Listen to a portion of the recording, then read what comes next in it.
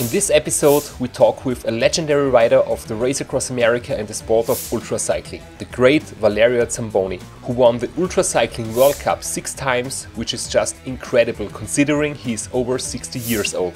Valerio entered ultracycling late in his life, after being a mountaineer in his youth and then suffered a major injury. He fractured many bones and even required an artificial hip. Instead of only riding his bike for rehab, he really got serious as an ultra racer. Valerio's top results include 7 finishes at Race Across America and Race Across Italy, 8 finishes at Race Around Ireland, and several world records in the age categories of 50 plus and 60 plus. While others think about retirement, Valerio is just a man who really loves the sport, never gets tired and always looks forward to his next challenges. I'm your host today, Christoph Strasser. Let's roll!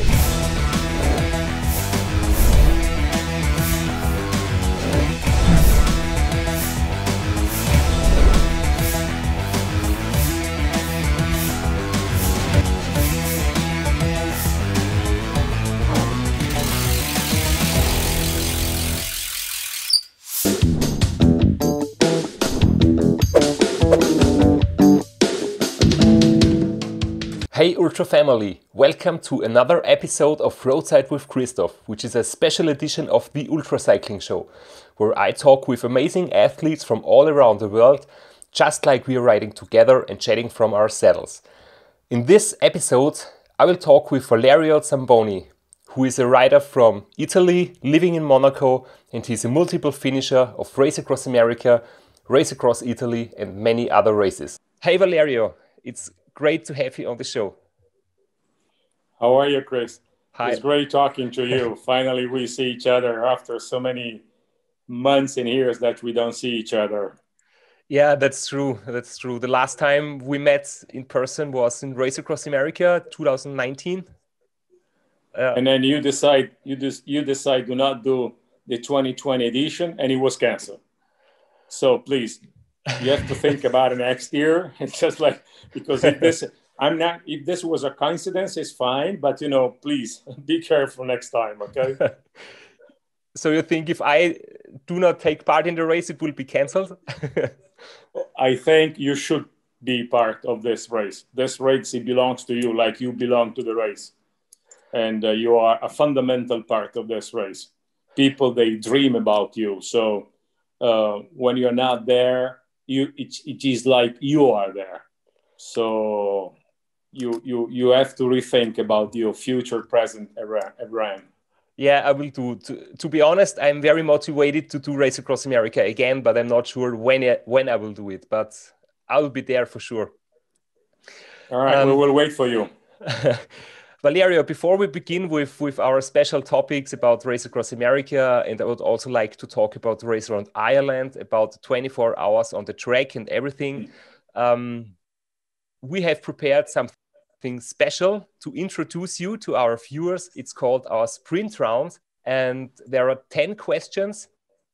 You have a specific amount of time, so there is a timer, but don't be stressed, just take it as a friendly reminder. You make me nervous. Okay. Just a friendly reminder. So please give us your answers in a short time. And Sure. We will begin with question number 1. So Valerio, please tell us, who are you? Where are you from? And what about you? Okay, my name is Valerio Zamboni. Born and raised in Italy, except for certain period of time I was in the United States. I live in Monte Carlo, and I am 66 years old. Perfect. That's great, and we will talk later on about all the things you have done, because other people in your age maybe would think about retirement, but you just never seem to get tired. That's very special. The second question: when did you begin with cycling, and what was your first long distance ride and your ultra ride? It was Sebring, like 10 years ago. It was 24 hours in Sebring. And on the same year, I was able to qualify, even it was just for 400 meters or something like that. It was very, very close to not be able to do it. At the end, I made it. And the same year, I did RAAM, and I was DNF in Illinois. Okay. Actually, I'm wrong. I was in Missouri, the first time station in Missouri. Sorry about that. Okay. The next question is about your bikes. Do you have a bike sponsor? Which bikes do you ride, and how many do you have? Yeah, I have Scott, and this is since the very first days. And I do have 2 bikes here in Europe, and I have 2 bikes in the United States. Even unfortunately, I couldn't use for the last 12 months or even more than that, because we are banned to get into the United States for the COVID situation now as people living in Schengen. Plus 1-time trial bike, so I would say 5 bikes total. But you have a sponsor, is it true? Yeah, it's Scott. Scott is very nice with me. They are very kind with me, yes. Very good. So the next question is, what about your training? How many hours per week do you train? Right. Under normal circumstances, because, we cannot talk about what's going on in the last 6 months or 8 months, because everything is so confusing that you never really be able to put something solid together. But I would say a sort of 22, 25 hours a week.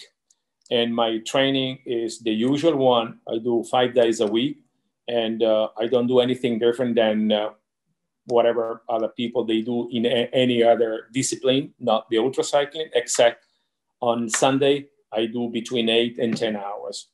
And this is basically what I'm doing. Okay, this is a perfect introduction to the next question, because this is about the intensity. What do you prefer, high intensity intervals or endurance rides, slower ones? I've been asked from my trainer to put some high intensity days over the 5 days. So if I'm able to ride with a peloton or people, when I'm in Miami, there is a peloton. They do this kind of ride race. I mean, people, they go very fast for about an hour and a half. And this is what I'm doing. When I'm in Europe, the only way to do it, it's most of the time, it's just to do 1 day or 2 days per week. I do Zwift on the computer, and I put myself in a race. And so I'm able to do some high intensity.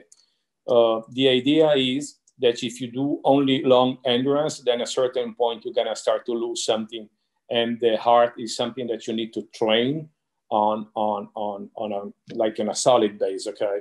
So if you don't do it at a certain point, you will see your heart, it lost like 20 beats per minute, and it will take a year before to recover from that. And it happens to me at the very beginning. So now this is what I'm doing now. Yeah, I think it's true. It's about the mixture of high intensity and endurance, right? But for me, it's I do not like high intensity as much, because it's really hard and tough and exhausting. So I prefer the easy rides, the long ones. Yeah, but you understand that between you and I, the definition of high intensity is almost 80 watts. So it's like, so for long endurance for you is my high intensity, a certain. I'm not sure you are a good parameter. Yeah, let's move on to the next question. It's about motivation in training. What keeps you motivated while you do your training, right? I need to be honest, it just RAAM. If RAAM, it was not part of my life in terms of biking, I'm not sure if I would be so brave to wake up at 5 o'clock in the morning, start to train at 6 every day, any kind of weather, and try to do 25 hours a week, including the fact that when I finish, I need to start to work like a lot of other people. I'm not the only one, so I'm not saying that but so RAAM, I think, is the main is the main things on my life, and that's why I train. Perfect. So the next one is about your greatest achievement. What do you think that it was, or that it is for you in life and in sports? Oh, generally speaking, in sports, I believe that every time I'm able to finish RAAM and or even the race around the island, or even any kind of race, I think is a great achievement. Okay, because only us that we do this kind of sport, we know the amount of pain that we have to go through in order to finish these races. Okay, it's just a very painful process. Okay, when they say, "Hey, have fun," before to start to do RAAM, people they say, "Have fun." I'm looking to them like I'm not sure I'm following exactly what they are saying, because I will have everything but fun. Okay, it's What not. are they talking about? Yeah, something that I'm lost. Okay, have fun. Okay, so this is, I believe, is the best. This is what I do with sports. Okay, and in terms of life, I think I'm happy. I mean, I'm doing what I like. I started when I was very young in aviation. I've been a pilot, airplanes pilot, for almost 20 years of my life. Now I'm more on the commercial side. So I'm one of the few happy people that they do what they like, which is not so easy in these days. That's so important and so fulfilling to do that. But there is not only achievements in life, there is also failure. So what was your most painful one? Oh, the first RAAM. I remember like it was today. I had no idea what I was going and what I was doing through or going through. And at a certain point, I was stopping like hours per day, was taking showers, going to sleep, just like I have no idea what I was doing. Okay, I didn't really ask to anyone about the information about this race, and I was so naive. That is a miracle that I went over, being able to come to Missouri instead of BDNF before. Okay, but it was very painful because I had no idea. I was crying, and I said, "This it will never and ever happen again to my life. I will never do it." Of course, how it works. Okay, a week later, I was already trying to register my name for the next year.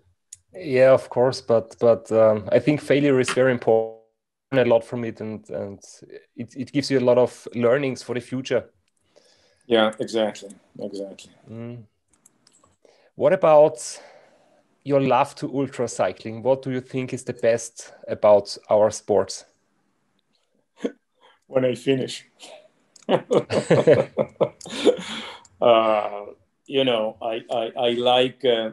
I like to be in the middle of the road with yourself, and this is a fight that you have to win without having any enemy, because sometimes you are by yourself. Okay, and your competitors is maybe one day ahead or one day behind you or hours, or you don't see anyone, so you need to be very strong in your mind, and try to create an invisible competitor close to you, like a dummy person or an avatar or something like that, which is very easy because that our mind, it goes so ballistic after 3 or 4 days that you start to see things that do not exist. So it's an easy thing, but this is what I like.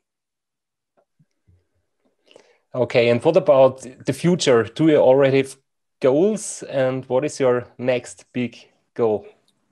I want to keep RAAM as a part of my sport life. For how long? It might be the question, and I think I have established a parameter in my life. If I will be DNF twice in a row, I'm not sure that I will try the third one. But until I won't be DNF twice in a row, I will keep going on and on, and I will do it. So RAAM, I think, is the bigger things. Alternatively, all the other races that they are around, including the race out of Ireland, or this year, I did quite a very nice races in Italy that I never been had the chance to do it because it was at RAAM. And they are very, very nice. Fantastic race. I mean, fantastic people. Italy was very lucky. It was one of the few countries that have been able to do races this year. And thanks to Pico, thanks to Mazzini and other people, it's been very nice, very good. Yeah, when you told me that a long time ago that when you do not finish twice in a row, you will stop with RAAM, and you had that one DNF in 2015, the same year as I had my DNF in RAAM, and I was thinking, oh, please don't let him DNF twice, because now he has once, and please, he must make it to the finish line in the next year, and you did it again. So I'm very happy that you're still that racing. Year, it was the year that you had the pain in your neck or something like that. I can't remember exactly what happened. I had my lung issue that year. Also. Oh, yeah. This is something a lot of people, they suffer. Eventually, for me, it was a little bit different. I think we were in Ohio when I just fell down from the bike, slept, just fell down, and hit my muscle on my leg so hard that I couldn't start again. I tried to, but I couldn't make it. And but you know, this is RAAM. Okay, it just is nothing you can do. There is no training for RAAM. Just like it is what it is. Okay, let's now finish our sprint round of question. And before we keep on talking, I would like to show some pictures, because I was you have been sending some pictures to me, and I've also been like stalking your Facebook account and finding out something about you and all the pictures you have online. And there are so many pictures of Race Across America, of course. And when I watch them, I put them in a row, like from before the start, at the start. And it always seems like this one, that you are very relaxed before the race, so you are not nervous, you are like very calm, you are always funny. When we meet at the racer meeting the day before the start, it's always nice to talk to you. How can it be in that way? Because other riders are nervous, and you are always cool and always in a very good spirit. I'm in a good spirit. About to be very calm, I'm not 100% sure about that, but still, it's just a matter of, I think, the experience. Okay, after so many years you already know what are you going, what is going to happen. So it's just like, and to be too nervous before departure means nothing. Okay, and you cannot avoid to be nervous during the race, because at a certain point, all of us, they start to have different personality. Mine, it's just like during the race, I start to be completely different. I become like a sort of a robo. I mean, my mind is start to do, when I ask, we are continuously checking the average speed. Okay, it is a problem that you have no, I mean, you know, on the top side, but on the minimum side, I always double check my average speed. If I am okay, if I need, let's say 10.9 or 11 miles per hour to finish the race, we are always double checking this. And sometimes as I'm faster than the guy in the car with the calculator to do all this calculation, because this is something that happens when I'm doing RAAM. Okay, I have no idea why, but I change completely, and I see things that probably most of the people, even on the crew, they are now able to see. Okay, so, but it's true that before the departure, I'm a sort of a relax. Okay, I know it's just like it is what it is. We know already. This is thanks, you know, you and I, we did a sort of 20. I did 9, 10, 9. I did 9 RAAMs. I'm not sure about you, Christoph. So, but at a certain point, is you know that there's nothing you can do. It. I mean, if you're nervous, it's just like nothing is changing. I have you and I have the same Race Across America statistics. I want to talk to you later about that. But both of us have 9 participations and 7 finishes. But these are some pictures from before the start. Your wife Alessandra and you are like everything is relaxed, and for me it's different. I'm a bit nervous before the start, but in the race I'm completely self-confident and maybe more relaxed, because I'm always just afraid of maybe I've forgotten something, maybe there is a problem before the start, maybe there is a technical problem. But when I'm on the bike, I'm not nervous anymore, because then I know everything is okay and I just need to go. But I really like your pictures from here You seem to enjoy the atmosphere. And then in the first miles on the road, there comes the moment, because most of the years I'm starting as the last guy in the field, and then I'm sorry, but I have to overtake you. and when I overtake you, sometimes you're like bit, you're not so amused. And then here is my crew in the background, and you were just saying something to them, and everybody was just laughing. So I really like that, the good spirit between the riders and between the crews. I always, you and I, we both have the same position, basically. I mean, I'm one of the last six. Up behind me, there are 5 or 6 people only, or 4 people, and you are that one. So the time you pass me every year, I change, and I keep checking. Okay, it's an hour and a half, 2 hours. So I'm just like, I'm going through this kind of things, and your crew is fantastic. I mean, they are so supporting every time they see me. Of course, after a few days, we don't see anymore. But for a certain point, they start, especially on the first day, they are very supportive. All of them. You have a very nice people and very nice crew, and you are an extraordinary good rider, the best. And thanks to God, you have a very good crew too. I mean, guys, they know how to motivate it, and exactly they know how to do it. Yeah, and I'm sure that this is, of course, my fitness is very good, and I do a lot of training, and I did a lot of races, but some people underestimate how important the crew actually is, the good spirit in the crew. We always have a lot of fun in the crew. Everybody knows each other, they trust each other, nobody is arguing, and this is everything just so important. Not only the professionalism of everyone in the crew, but also the spirit in the crew.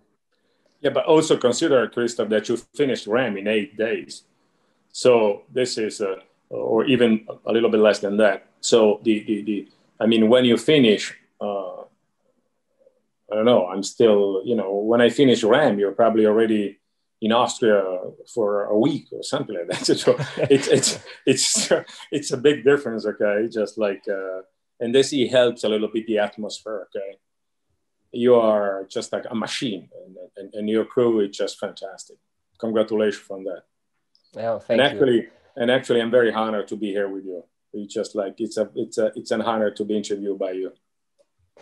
Yeah, thanks. But remember, we said that it is not an interview because I'm not the showmaster, but we just talk to each other, so you can also ask me. The feeling was an interview because you have a bigger headset than me. So just that's the reason. Yeah, I know that. It's not like we are just chatting a little bit about RAAM and about this kind of things. Okay, but still, again, I just do confirm you are an extraordinarily good rider, and your crew are the best.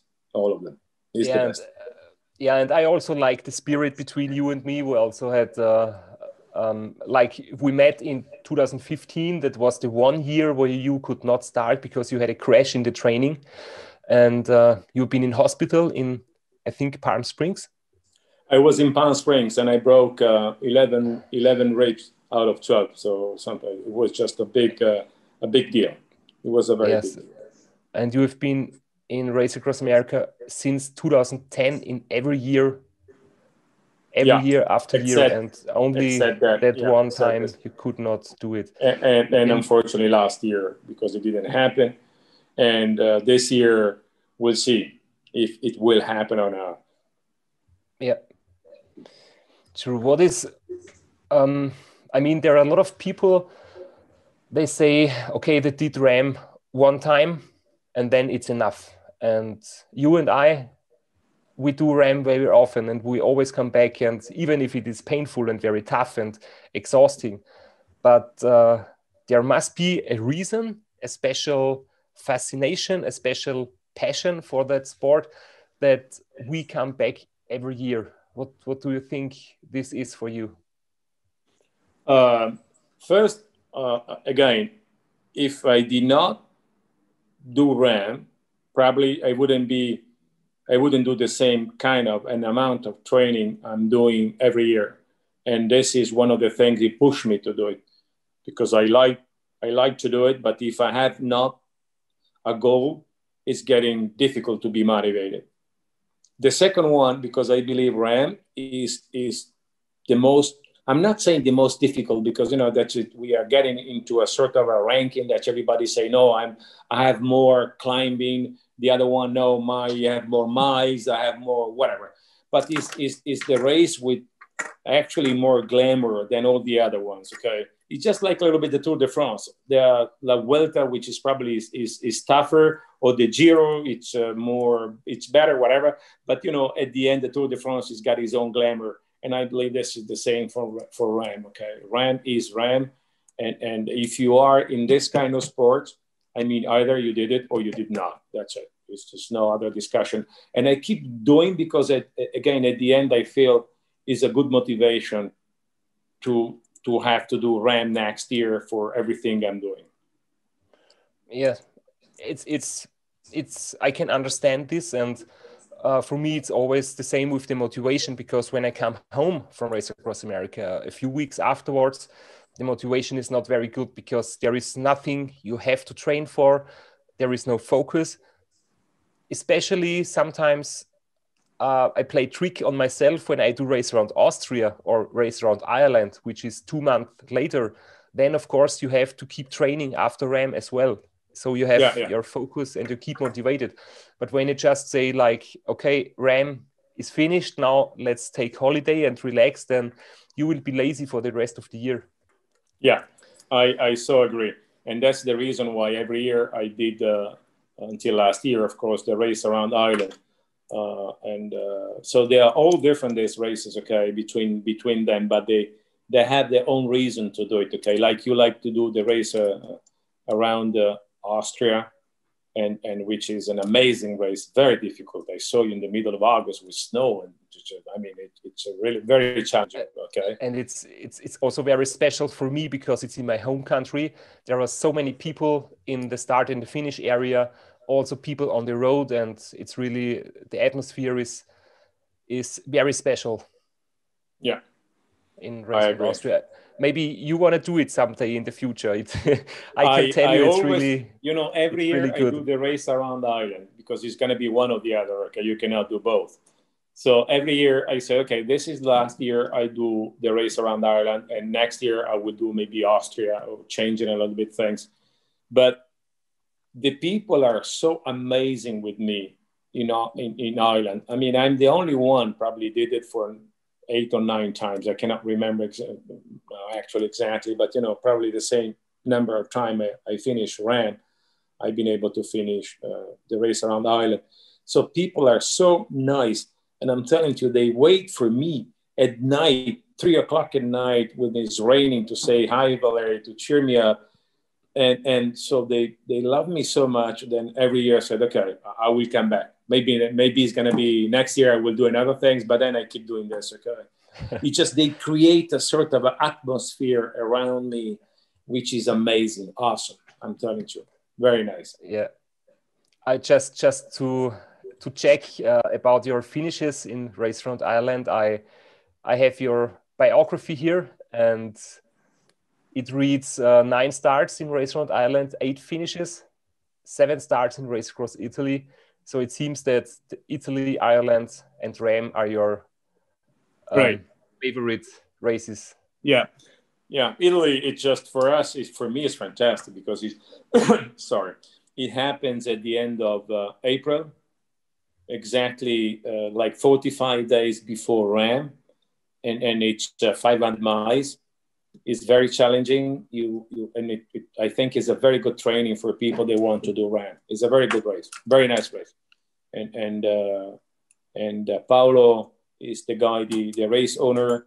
And last year he had to cancel too, like a lot of other races in that period. But I think it's a very good. There's a lot of people coming from all over the world to do this race just in preparation for RAAM. Joe Barr come very often. And I've also done it for Race Across America preparation. I remember. But you did it when it was still from the west side to the east one. Now Yes, I think it's it was the going. first year. I did It it was in the very first year. 2013. It was the first time the race happened. And it was a little bit easier in that time because nowadays it's more climbing and Oh yeah, a little bit more it's distance. yeah. Now it's they are solid. It's say 780 or 790 kilometers. I mean, almost 500 miles, and it's 12 or 13,000 meters of elevation, but real ones. It's not like you read 12,000 and you end up at 10,000. Real ones. It's just like it's very challenging now, but it's okay because you know you start to. It's probably the first night you don't sleep all the night because you start in the morning and around noon or 11 o'clock or noon or something like that. So, and for the good ones, it takes about 30 hours to finish or 31 hours. Now it's probably a little bit more with all this climbing they put together. So you do one night without sleeping, and it's just a little bit of rehearsal for everybody, for the crew, for yourself, just to get back in the old habit. But yeah, I did it once, and then in the next time I did not do it anymore because my mindset was I would like to focus on Race Across America with 100%. So it can be training before RAAM because it is like 6 weeks before, 5 weeks, 6 weeks before. But on the other hand, it can also make you a little bit tired, so that maybe you are not so strong and not so fast in RAAM when you do another race before. But that is something. Our last time I was talking with Adam Pickett from USA, and he was like talking about you. He said, how can some people like Valerio do so many races in 1 year, and other people, they just focus on one race with their maximum performance? Listen, it depends from all of us. You are fighting for the winning. And of course, you need to be more conservative, okay? We are fighting for the survival. And it's a completely different goal. And for me, it's just a matter of my fighting is on decimal. My numbers are the decimal ones. Okay, we are talking for 12 days because this is the time it takes for me to finish in the RAAM 2.0. I mean, is the RAAM above 3,000 like it is now, 3,100 almost. And at the end of the story, we spend our time in talking about what's your speed, 10.6. Okay, let's go. How much do I need? You need 10.8. Okay, I need 0.2. Okay, and I want to go to sleep. How much I have? You have 11.1. Okay, tell me, I want to wake up at 10.8. How much can I sleep? Okay, blah, blah, blah. Okay, you can sleep like, I don't know, 25 minutes. Okay, let's sleep 25 minutes. So we have different strategy because, of course, we have different goals. You need to win, of course. You need to be very conservative. I understand your point. I mean, it's just like, and consider the number of hours you sleep. By the way, I never really understand how many hours you sleep per RAAM. Okay, this is the only question we want. All of us, we want to know how many hours you really sleep. And we want to know when is your first time you really sleep. When you say really, it means maybe 40 minutes or whatever. I'm not sure what is your first sleep, how long. And if before that long sleep, you have some power nap from time to time. These are my 3 questions now. Yeah.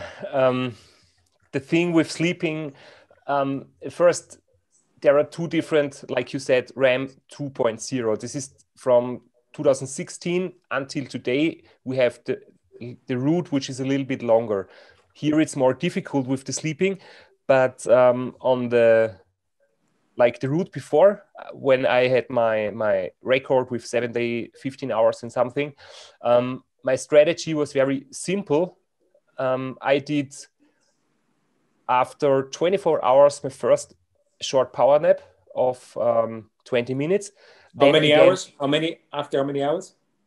About 24 or 36, depending on okay. I need to take notes here. We are getting into something which I need to.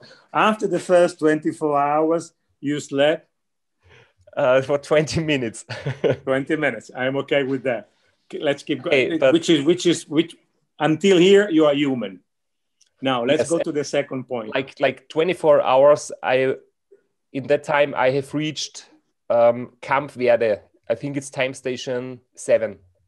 Right. Time station. And then I go to Flagstaff and Monument Valley. And after about 48 hours, it's the second power nap in Pagosa Springs, so before the Wolf Creek Pass. And then another 20 or 40 minutes at this point. Maybe 25. 25, 30, I don't know, because my crew never tells me how much time I sleep.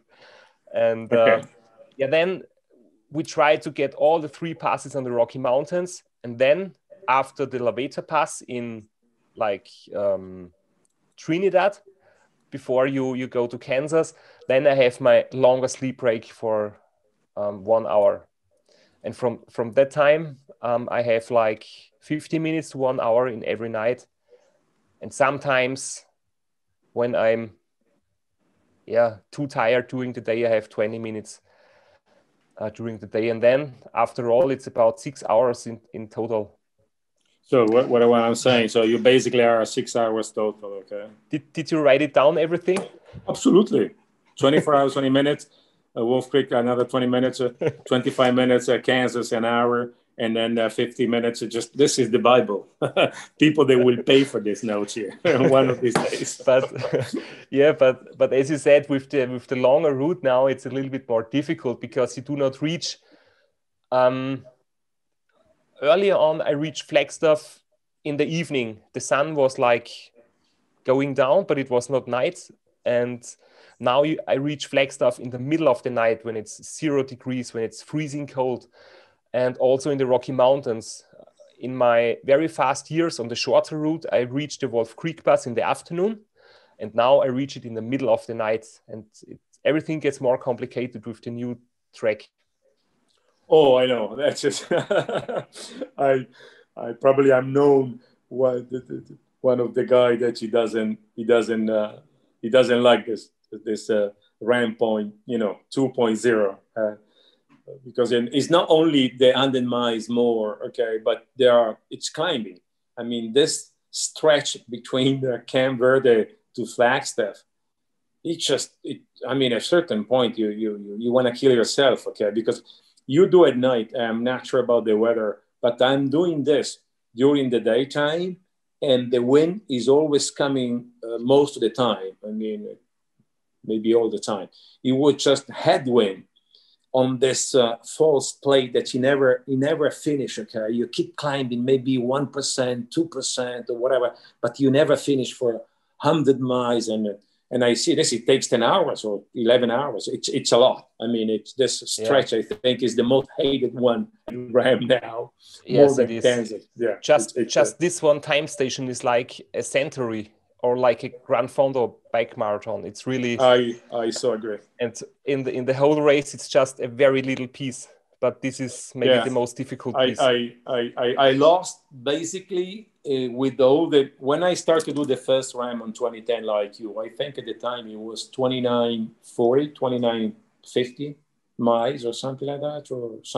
It was below 3,000, but not small number, something like 2950, or if I remember, or something like that. Now we end up with all the under construction at 3,100, basically. So just for me, I lost 1 day.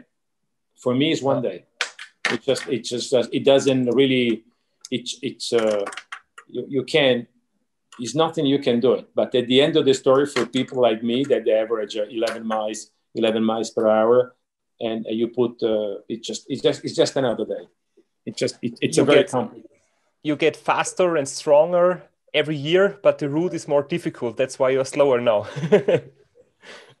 This is actually the same thing, but I understand the reason why they did it, because at a certain point, it was a lot of traffic, and it's a very sensitive area because of the local authority. And still, you know what? The year we did the highway, you remember, at a certain point, we went to go straight to Flagstaff. At a certain point, 1 year, Yes, it was and it was a year 2014. that we went through the highway. This year Yeah, was not actually very bad, okay, through the highway, okay? And we had to take every exit. You remember a certain point, every exit, we have to go down. There was a stop, and you need to follow, to stop exactly and then come back to the highway, whatever. That actually was not so bad. But this one here, now, that's just, it's very painful. It's a very yeah. painful stretch. But after the Rocky Mountains and everything, we come to Kansas, and I know that this is something you really like a lot. So here you see the picture from, of course, the Great Monument Valley, and then after Right. the Rocky, we come to the Great Plains. Like here, maybe straight roads, everything just very flat. And I always say this is one of my favorite parts because I don't need to switch the gears. I just take one gear, head down, and just keep pedaling. Arrow position, and I can switch off my head and just go. But I think you do not like it so much like me. You know what? Actually, I think in the past, Kansas for me, it was the problem. Because Kansas, don't forget that in the old days, you and I, we did one RAAM. I remember that for all Kansas, the wind, it was like, I don't know, 30 miles per hour on one side. I mean, I couldn't walk. I had to walk bended for almost a week after I finish RAAM because, we have to compensate the wind on the right side and for a day and a half or even more than that. So, and I always didn't like it that for this reason at the beginning. Now, I think is not any longer the biggest problem. I feel that Arizona is getting the biggest problem. So you need to, in the old days, we used to say, okay, you need to survive Kansas for this and this reason. But lately, in the last four years, I believe Arizona is getting a bigger problem. You need to survive and don't come out from the desert very bad. And Yes. Arizona is getting a problem in these days. Yeah. Yeah, Kansas is very tough, and Kansas is very boring, and Kansas is it destroys your mind, and it's you will get tired. You will see things in the night and which are not here. You have always a lot of wind and thunderstorm, but it's not dangerous that you could like quit the race or like hurt yourself. It's just very tough. But in the desert in Arizona, it's really, you can have dehydration or you can have a heat stroke. It's really going through the desert, riding through the desert is really a big problem for your body, of course. And usually you don't pay for the weather in the desert. You pay later. I mean, in the desert, it's your investment. You do your investment for the future days over the race, okay?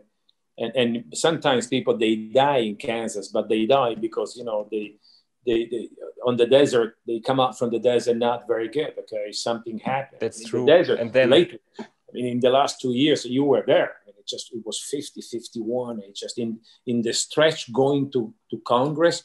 I'm not sure what time you do, but I do this at 1 o'clock, 2 o'clock on the daytime. I was seeing people walking on this. I mean, rider like you and I, they were walking on the street like completely lost, and it was only day 2 or day 1.5, and they were already completely. I always try to have a very fast begin because I reach Congress like in the very morning, maybe 5 o'clock in the morning, 6, 7 or 8 in the morning, and it's not hot. It's just the sun is just coming up, and it's very comfortable. But a few hours later, it's like hell, hot as hell, and that's really a big problem. For me, Congress is around 5 or 6 o'clock at night. So I do the desert in the worst period ever. And it's not like a matter of I've been trying to go fast or whatever. 1 year it was probably better that you remember then we had tailwind for almost 24 hours. The first 24 hours with a lot of tailwind. That we were going very fast, but still for me doing the desert over the daytime is very complicated. And then if you hurt yourself in the desert, you have the Rocky Mountains. They will do even more damage to your body, and then maybe you DNF in Kansas. This is what happens very often. I like Exactly. problem 2 times for me. Yeah, exactly. Yeah. Because this is but the problem anyway. Then when you make it to the finish line, it's just one of the best moments. You made it to the finish 7 times, same amount than me, and yeah, you also have your wife waiting for you and for celebrating. That's just a great moment, and I also like the community, seeing the other racers in the finish line. And by the way, my I'm wife sorry. is the best part. Yeah, I'm sorry, because in the beginning of our chat you said that I'm already at home in Austria when you reach the finish line. The problem is that my crew, they have to go to work, and they have their job, and they have 2 weeks of holidays from their job. So we need to go home in the weekend that they can do their job on Monday. Sure. And that's why. But this was not the point. The point is that you are so fast that when you're already, for days in your country, there are people. So you finish in 8 days. So you finish. So day 9, we go out for a party. Day 9, you are in Austria. Day right? 10 we go out for another party, and day 11 we go home. So when you go, but when you go home, I'm still a sort of 300 miles away, or even more than that. I'm still going through the Appalachian and try to to survive to the 5 Sisters or. But you can be sure when we are on the way home that we keep our fingers crossed for you and for all the others to make it to the finish, and we were like checking the live tracking and the updates all the time. This is very nice of you. Very nice of you. Thank you. By the way, we didn't talk at the beginning about something that it was not good, that it happened like a few months ago. I'm not sure. I'm sure that you heard about. There was a RAAM cyclist, Jackie Schiller, that she did RAAM 5 or 6 years ago, I believe, or something like that. I can't remember exactly. That unfortunately she passed away after a few months of a sudden. Something happened. Okay, let's put on this way. Okay, but it was something that she happened like in a very short time, and I would like to remind her, because she survived to a husband and kids, and I'm sure that there is going to be a complicated life without having her mother. But I did RAAM with her, and she was an amazing athlete. Never give up. She keep going on and on forever. And so this is a very sad thing that happened to the RAAM family. Like I think it was a sort of a month ago. Yeah, that's very sad. Yeah, it's very sad. I still remember her, very long blonde hair, and you couldn't miss her in the RAAM environment, where all the people they're like you and I, okay, like guys, ugly guys, and dirty, and that's, we are tired. And she had a great personality. And by the way, she tried to do RAAM at the time with a recumbent bike, which was quite of a challenger. Yeah, I've never done a recumbent bike ride, but I've always thought to myself, if you do recumbent riding, I would fall asleep immediately, because you're like too relaxed and sitting and laid back and lean back. But I think it's very complicated for them to do it. I mean, I believe the first person finished, maybe I'm wrong, but I remember Maria Parker, she did it on the recumbent bike, and Maria, she finished RAAM with a recumbent bike. But I think it was very intensive, a very intensive race. Wow, difficult challenge. Okay, yeah, but okay, I think maybe we move on, and wish her family the best, of course, and think of her. And but still, I would like to ask you about your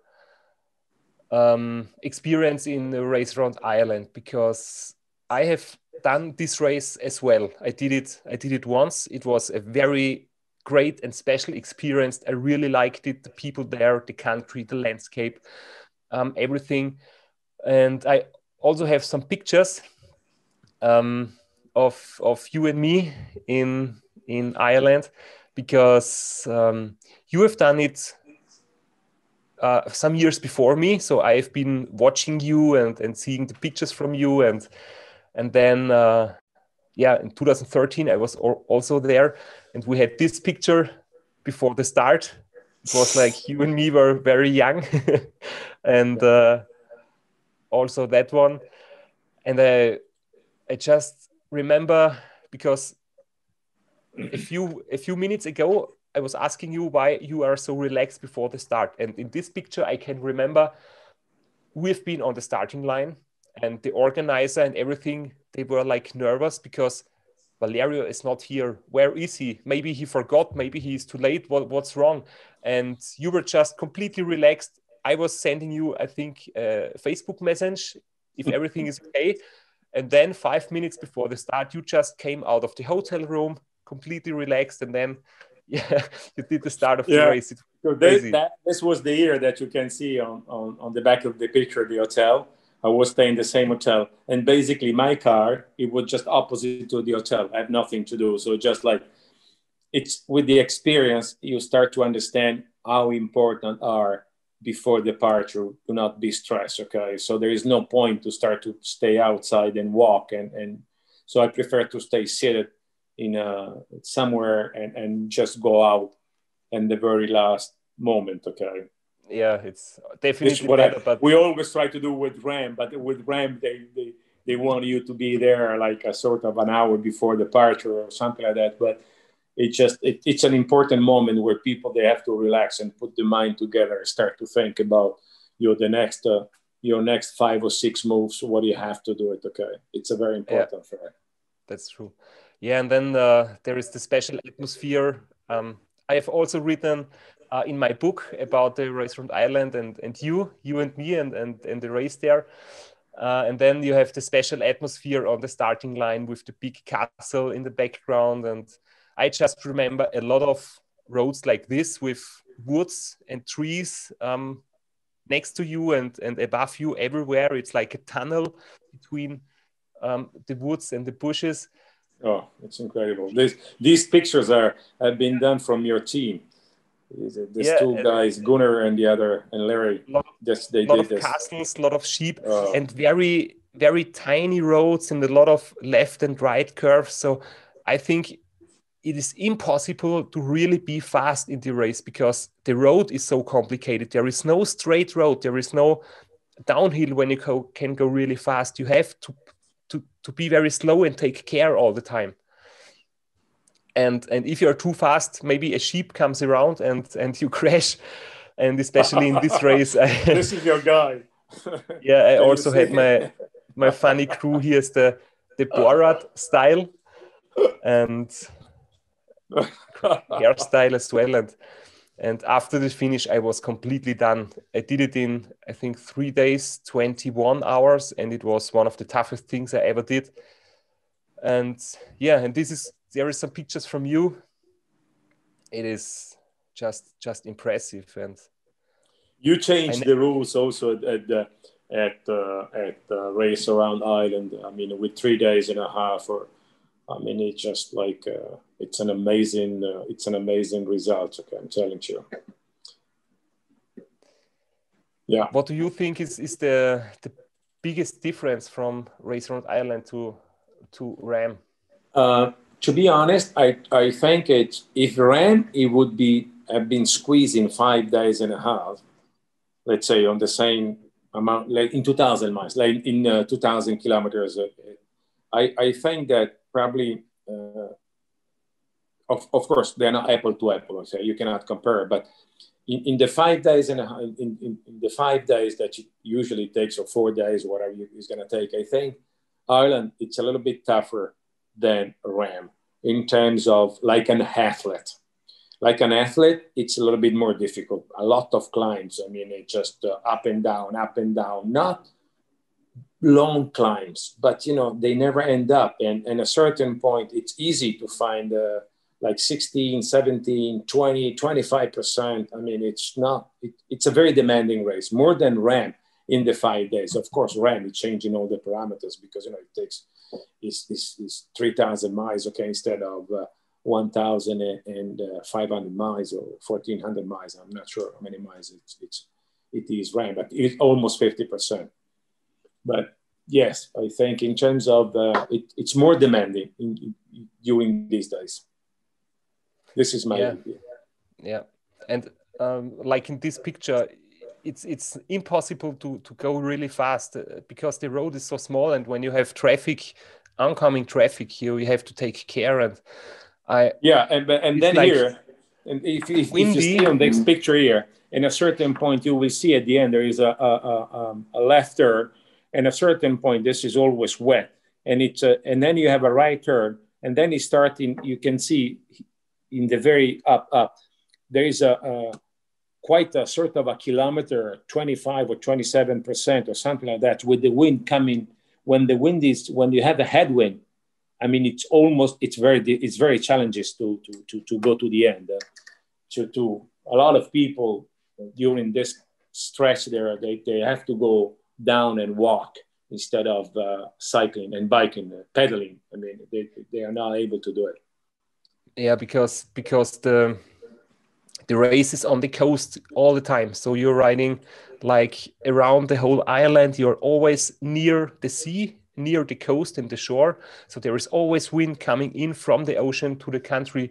And I experienced like 4 days of Kansas, wind all the time.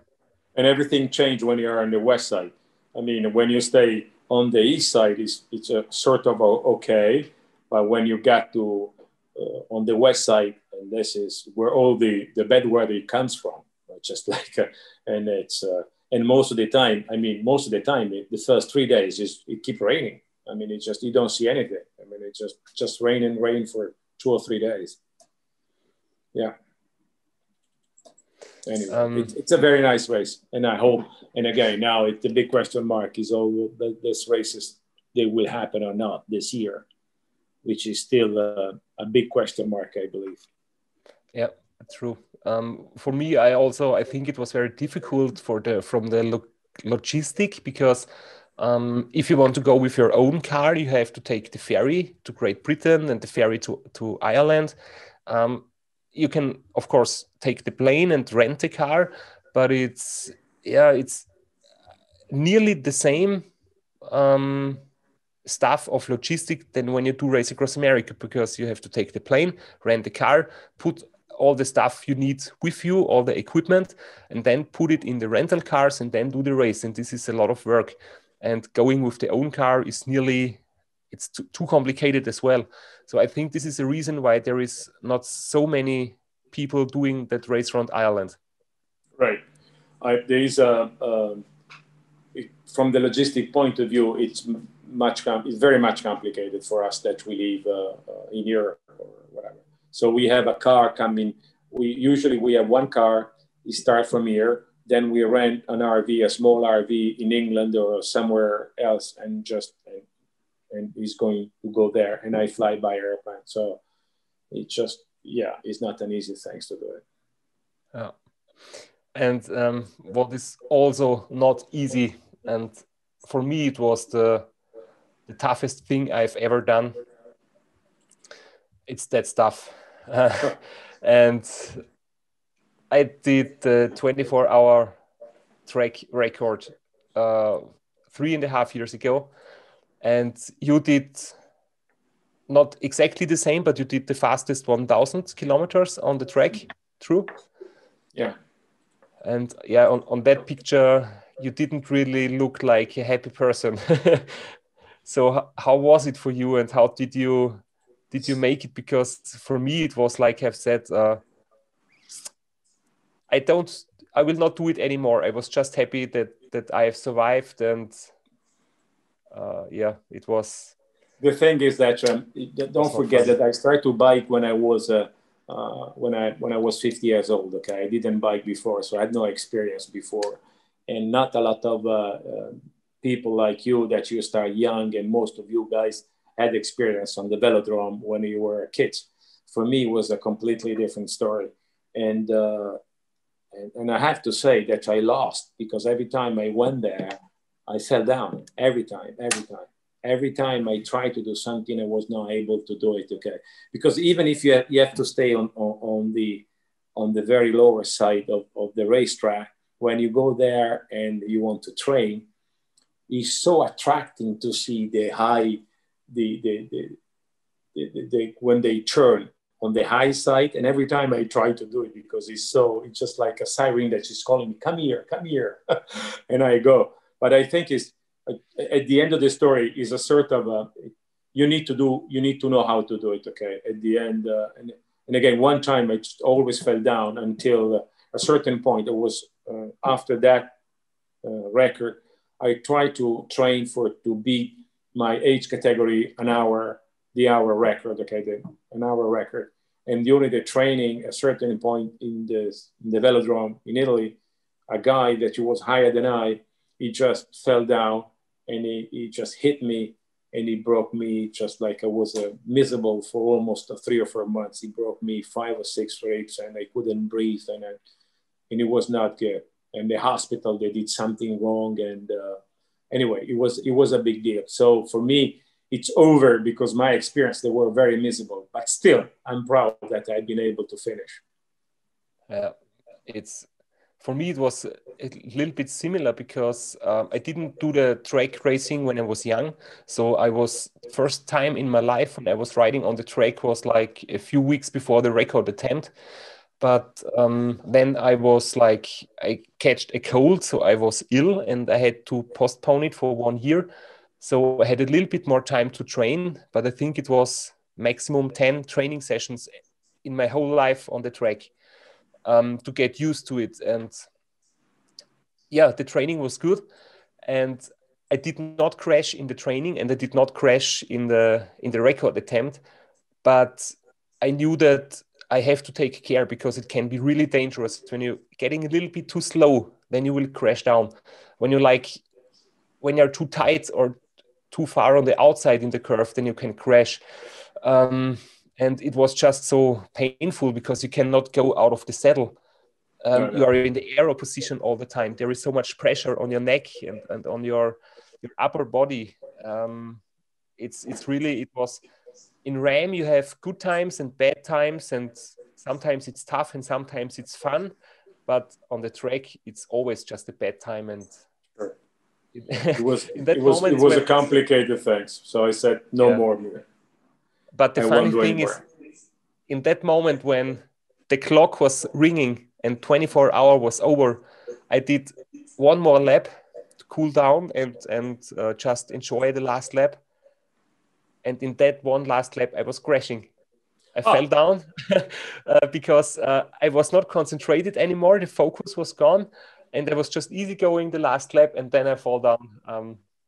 So I'm really happy that happened. For me, when I finished the 1,000 kilometers and they ring the bell, so they rang the bell, it was the last lap.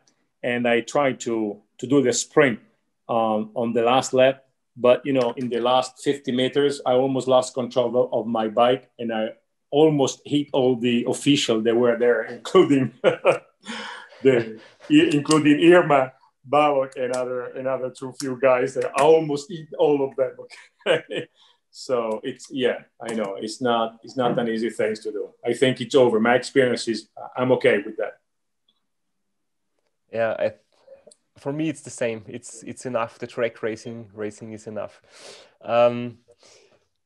I have some fun pictures also for you. So it's like a little surprise.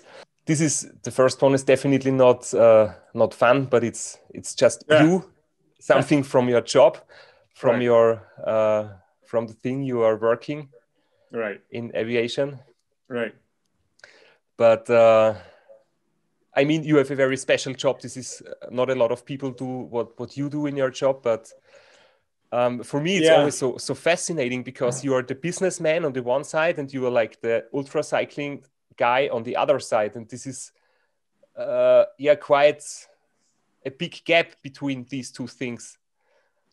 This is good. This is something that I'm very good. When I close one thing and I open another one. Even if you know that sometimes it's not possible, because you saw me making phone calls during RAAM, and or stop me because I have to make a business phone calls during RAAM. I mean, I had to jump over the RV, on the roof of the RV with a SATCOM to make one day a sort of a 30 minutes conference call in the middle of the desert.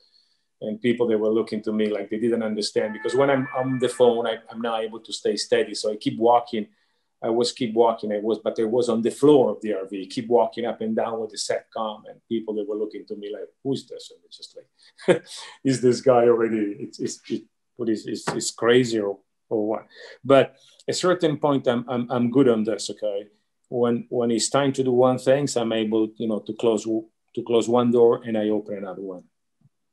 And the first 2 or 3 days at RAAM, I still relatively do some work, answer to some important phone calls or some important emails. But then after day 3, I just refuse to do it, because I'm completely, my mind is not business oriented. I can say whatever, any kind of things, okay? So I just prefer don't do it. Even a few times happen, but I try to avoid. Yeah, okay.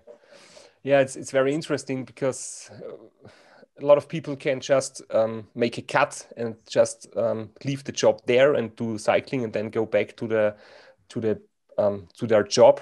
But for you, it's a different situation, more complicated. You cannot just leave everything at home and sit on the bike.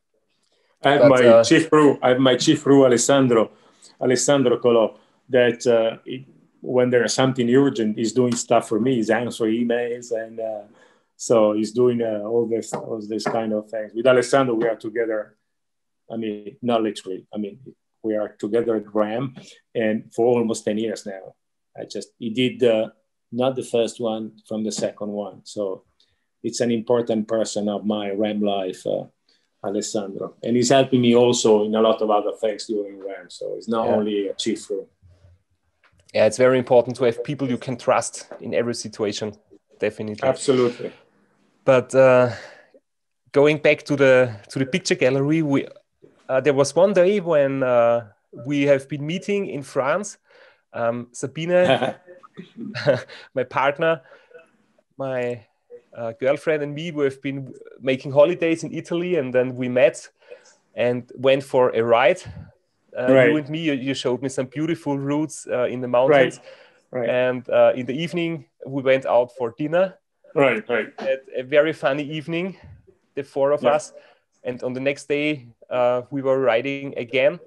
And yeah, I think you were a little bit, you were in sorrow that Alessandra and Sabine, they believe that we are just not only go for a ride, but we are actually in love or something. Right. Yeah. I remember exactly where we took this picture. Yeah. I remember exactly. And there is one more picture I would like to show. This is really, really fun, because this is Marco Palo and you were there without any shirt, just enjoying the sun. And Lex, my photographer, and it was so funny for us. We saw that picture and we really laughed. And then we made a little bit fun, and we made the same picture, and then we sent to you. So it was I remember. it was like this for Marco and you, and we also signed here with for our big hero Valerio. Yeah. So that was with Marco. We were, I think, in Pan Desert during the pre-RAAM training for the pre-RAAM, when you usually stay in Borrigo, and I'm in Pan Desert. And I believe this year, Marco, he was around Pan Desert, maybe Alaquina, close to Pan Desert. Yes, and I always like Borrego Springs very much, because it's like I know everything. I know the supermarket. I know the hotel. You know everything. There is nothing. There is not a lot to know, but that's for me to focus, to be calm, to be relaxed. There is not a lot of people. It's very small. It's very quiet. This is why I like it. And I've been trying to convince Alessandra, my wife, to go to Borrigo before RAAM, but it was allowed and clear no. So so we decide. So I decide to a compromise in the middle. So Pan Desert, still desert, but yeah. And for Borrego Springs, I have another picture from you which I like very much. I think this is about your nutrition. So I would like to ask you, what about ice cream? Because this was in the 24-hour World Championships, and the picture is so good because you can see the ice cream here, and you don't actually need to eat it yourself. You just get it from your crew member. It's really much comfortable. And in that picture, you also have ice cream. Yeah, for a certain point, I like ice cream when I'm in the middle of after 3 or 4 days or something like that. It's good. It's something that I like. It's fresh, and most of the time, don't forget that. I mean, not probably you, but me. My mouth. I have a lot of blister in my mouth. I cannot eat anymore, or it's very painful to eat.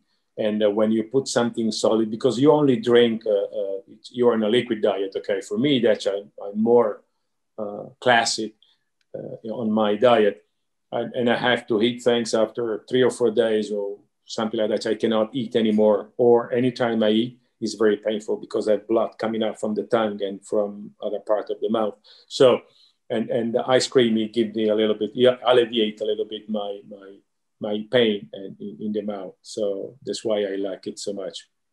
Yeah, I can understand it. I also have the problem with the blisters sometimes, or the lips when the skin is like getting damaged a little bit.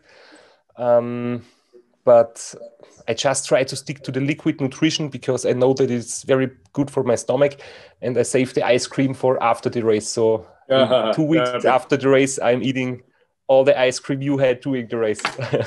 But again, we are there with different goals. Okay, I mean, for you, there is no distraction at all. And for me, it's a completely different thing. So I'm just looking to you. Listen, you are sleeping 6 hours per RAAM, which means that I sleep 2 hours and a half per day, average. So just at the end of the story, I end up with 20 hours or something like that, 25 hours over the 12 days or even more than that. So something like that, okay? So of sleeping. So for you, it's just like 6 hours. I mean, you're just like, it's amazing. It is amazing. And it's not a problem that you try or you do not try, because for me, I'm trying as much as I can. Because, you know very well, every RAAM, once or twice, I fell down because I fell asleep on the bike. So it's not like I'm a lazy guy that he has to sleep. But at a certain point, my body is refused. So either I stop and I close my eyes for even 5 minutes or 10 minutes, or my body, it will collapse and fall down. It's one of the two. So, yeah, I know it becomes dangerous. It becomes dangerous when you sleep very little. And this is something, it is only working when you have a very good crew. They take care for you, they talk to you, they keep you motivated, they keep you awake. Because yeah, if you have a very bad crash because you sleep too little, that's just not worth. No, it can be even very dangerous.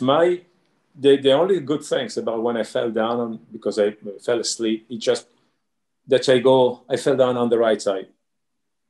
So actually, usually you're on the right side, so you fell down the right side, because if it was all the way around, you can have car passing you, and they can make your life very miserable. Okay, so this is the only good things. But no, the only things I just, and this is a little bit linked to the spirit now. I just hope that the races, they will be eventually be able to come back and be able to do it, including RAAM and the race around Ireland and all the other races. I think during the last year, all these race owners, they suffer a lot, and including us. And we are, all of us, a little bit lost, because we lost our lights, so we don't know what to do anymore. So some of us, they lost motivation to train because they they're not sure if the race is going to happen or not. But and some of us are a little bit nervous about the fact that race owners, they're not able to confirm or not if the race will happen. But I think on the same time, the race owner, they cannot. It's impossible for them to tell you now if it will or will not happen. This is something that is going to go beyond their responsibility, and it's linked to all the actual situation. So my wish is that everything will come back to what it was before as soon as possible. And we need to be patient, and eventually we need to help the race owners to take decision in a timely manner, but do not stress them to take a decision as soon as possible, because if you force them to do it, they will cancel the race. Because if a certain number of people 6 months before they start to do unhappy, because a race is not able to confirm or not if it will happen, the only decision it will be to cancel the race. And we had this experience now a few months ago. The Sabre in a certain point, they had to cancel, like, and even if it was like 2 months ago, whatever.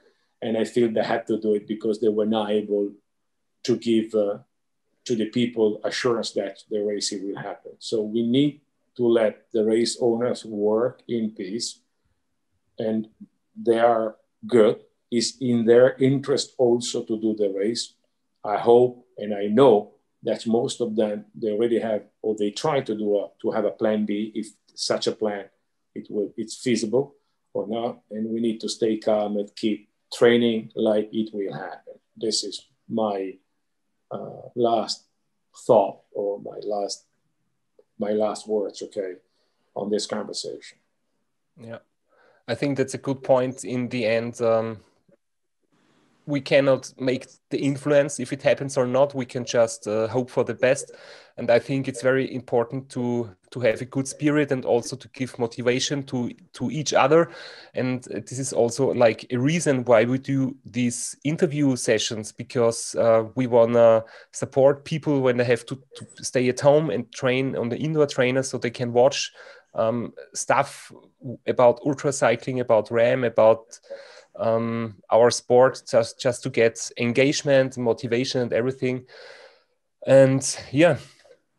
And if a race has to change, and this is my point, if a race has to change a few things in order to make it happen, we cannot make comments and be unhappy because, oh, this is not going to be the same race of last year or 2 years ago. It doesn't matter. It's a matter of compromise. This is the life. This is the business. This is our life of compromise.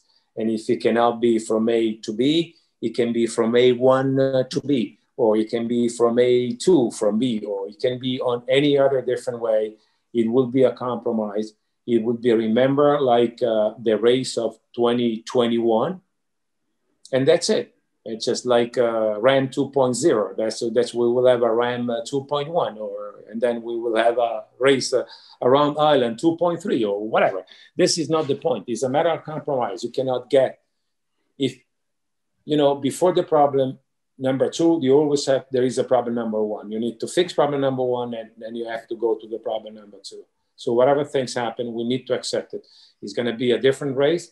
They want to do a different race in Ireland. They want to do a different race at RAAM, different departing or starting point, whatever. It is what it is, okay? There won't be a lot of European people because they're not able to travel. It's okay. It is what it is, okay? Something is better than nothing. And this is what I think.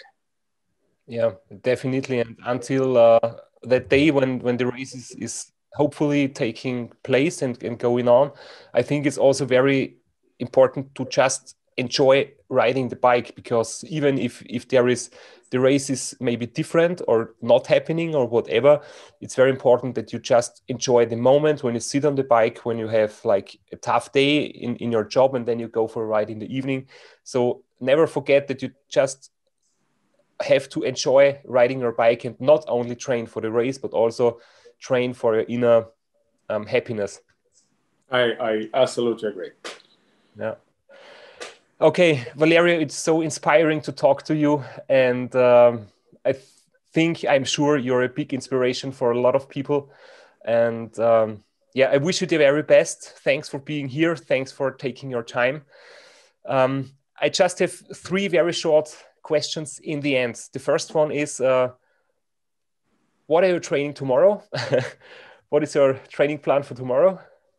Tomorrow is Saturday, so I'm gonna do like maybe some strength exercise tomorrow. So this is usually on Tuesday and Sunday. I'll do it. In the last 3 days, I couldn't do anything because it was heavy raining outside, cold and raining. I mean, no point to risk to fall down or to get sick in these days. But tomorrow, hopefully, it's going to be sun. So tomorrow is going to be like 4 or 5 hours and for that particular thing. Oh, very good. That sounds good. And there is just one more question. Do you have any nomination for a future episode? Would you like somebody to be in our show? Did you already had this conversation with Marco? It is nice because all three we are the three most let's say experienced. That we did more RAAM than any other people, and Pattinson also. It's a great guy from US that I'm sure that he would love to be part of this kind of conversations. So okay. Marco and Pattinson are my nominee. Thank you so much. Have a great evening and hope to see you soon. Goodbye. Okay, thank you very much. Thank you. Bye to all of you, including Justin. It was just great talking to Valerio. He's such a great guy, such a great rider, and I hope you enjoyed this episode. See you next time. Keep spinning ultra.